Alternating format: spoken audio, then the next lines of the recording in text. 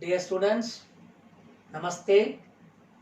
Today we are going to the continuity of the earlier two topics, and that day we have seen microsporogenesis and megasporogenesis. That is formation of pollen grain and megaspore, ovule formation. Now today we have to see the next topic, pollination. That means transfer of pollen grain from the anther to the stigma is called pollination. And these are all you studied 10th class. The types of pollination, autogamy and allogamy, or otherwise called self-pollination and cross-pollination. And now what here, the autogamy or self-pollination, again they divided into Jaitonogamy. One more type they are included in that, auto and Jaitonogamy. Both are under self. And while in case of cross-pollination, allogamy, by different mode is given. Let us see what is done in the other slides. See here, the picture shows very clearly what is autogamy. The arrow mark you can closely watch. The pollen grains transfer from anther to the stigma of the same flower. And in Jaitonogamy, pollen grain transfer from anther to stigma of another flower in the same plant. But in xenogamy, transfer of pollen grain from the anther to the stigma of another flower of the another plant of the same species. Here there is a plant shown to you where the autogamous or autogamy takes place in two different ways. One set of flower is called chasmogamous flower, where at maturity it opens and allows for self-pollination as well as cross-pollination.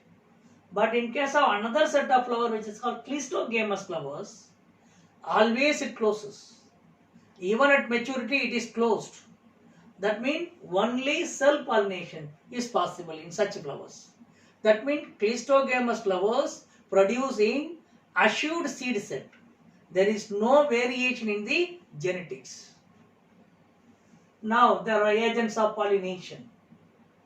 If it is autogamy, normally no pollinator or agent required. But in cross-pollination, number of agents involved, they are divided into biotic agents and abiotic agents. The abiotic agents, by means of wind, anemophily. If it is by means of wind, it needs the various factors in the flower. Normally pollen grains are produced many numbers. They are very lightweight, dry, easy to carry by wind. And in that case flowers are, the stigma is hairy, colorless flowers having, even nectar is not required because by means of wind. Then by water, hydrophily.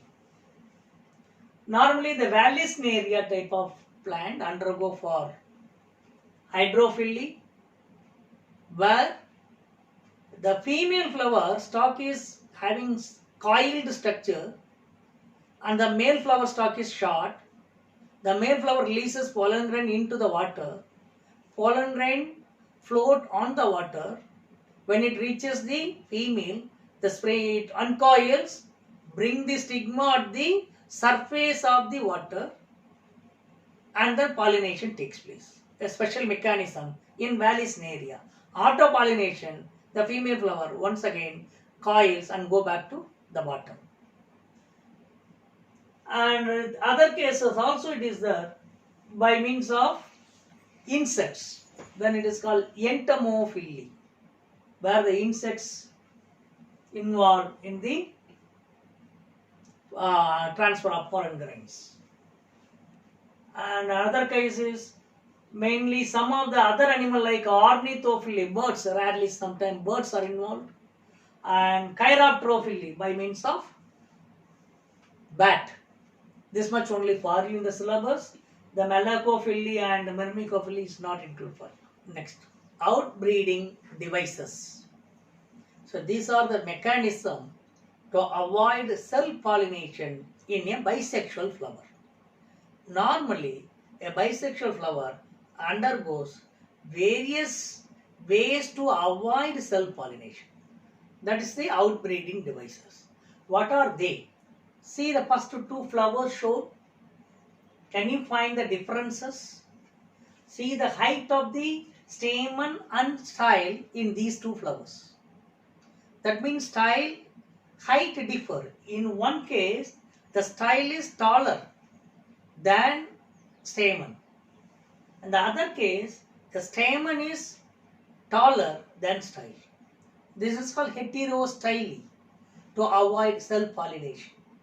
Another, protoandry and protogyne, that is maturation where maturity duration differs. Either anther matures first or gynoecium matures first.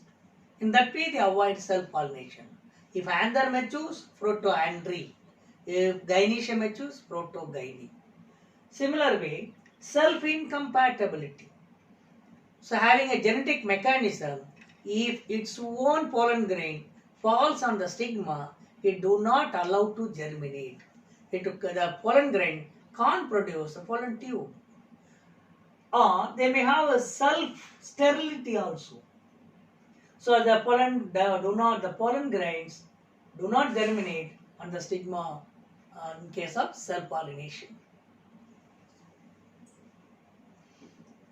Then pollen pistil interaction.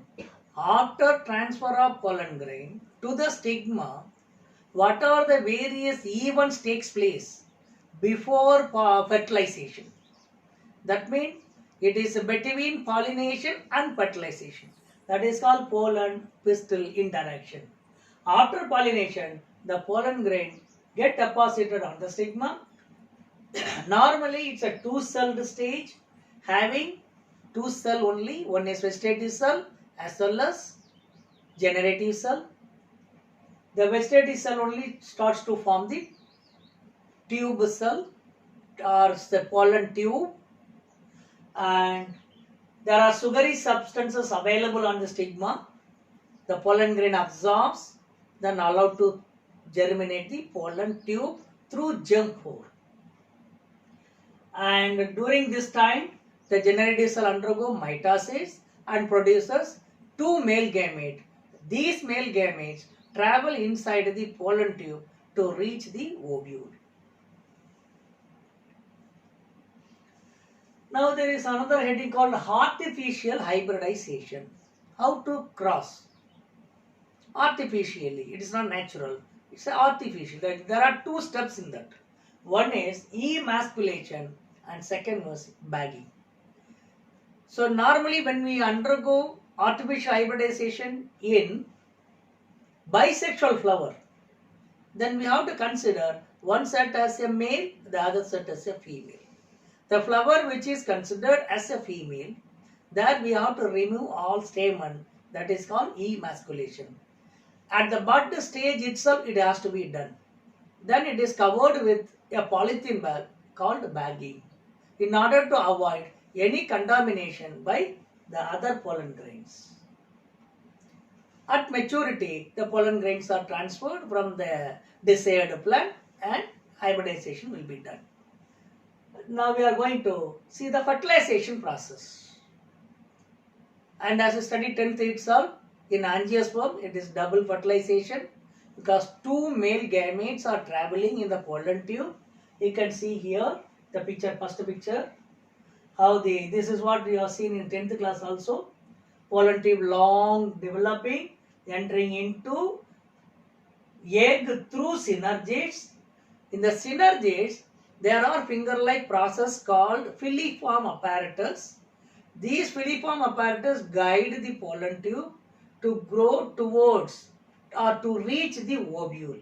When it reaches ovule, egg, it releases one of the male gamete and that male gamete fuses with egg and produces the zygote. The another male gamete moves towards polar nuclei. Already two nuclei at the center. These two they fuse and form secondary nucleus. Then along with this, one of the male gamete fuses and form PEN, primary endosperm nucleus. What you said 10th also. Here, the two male gametes are taking place in two different places for fusion. That's why it's called double fertilization. And the second one, actually, why it's called double? Because already two polar nuclei plus one male gamete. So it's a triple fusion. Double fertilization, triple fusion. Then forced fertilization events. Once zygote is formed, then the other apparatus of the synergids, antipodals and all disintegrates, and the PEN, primary endosperm nucleus, undergo nuclear division, then cellular division. They form endosperm, that's a nutritive tissue to the growing embryo. And meanwhile, you can see the zygote undergo repeated mitosis and produces a cellular embryo, then that is called globular embryo, and before that they produce a long stalk called suspensor in order to push the embryo into nucellus. Then the globular embryo become heart-shaped embryo and finally become endicott matured embryo. A dicot structure, already 11th class it's studied. Same, two cotyledon, plumule, hypocotyl, radical. And in case of monocot, say, embryo, it's having only one cotyledon, that is called scutellum. On this shoot apex, there will be extra cover called coleoptile. On the root, there is an extra cover called coleorhiza. This 11th class is studied. With this, we will wind up the session. Thank you, children.